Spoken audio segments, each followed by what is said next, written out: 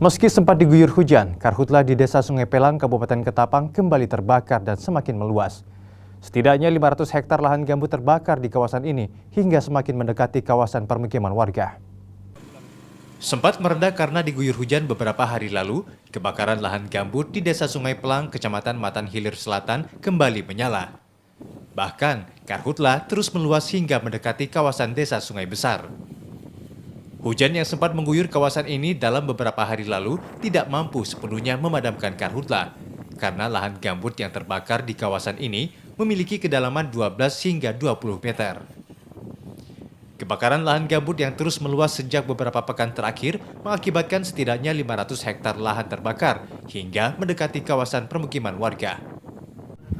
Dan sampai hari ini api aktif masih ada di kawasan Grogi Gambut, yaitu di Sungai Pelang, Kawan Kepuluk Saguan, di mana sempat mereda karena ada hujan beberapa hari yang lalu, namun dikarenakan cuaca cukup tinggi panasnya sehingga api itu kembali aktif kembali pada hari ini, dan kita masih berupaya untuk memadamkan titik-titik api yang terpantau, baik dari secara manual kita melakukan pemantauan, juga yang melalui dari alat yaitu berupa drone dari BPBD dan kawan-kawan Manggala Agung.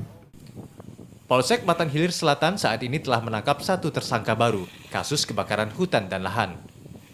Sementara beberapa masih dalam proses lidik dan menggali informasi terkait karhutla.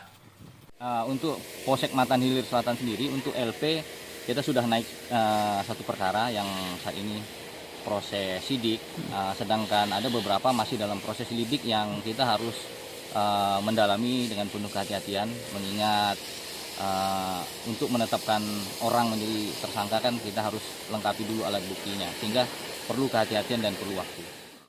Sulitnya sumber air serta kondisi angin kencang menjadi kendala dalam proses pemadaman di wilayah ini.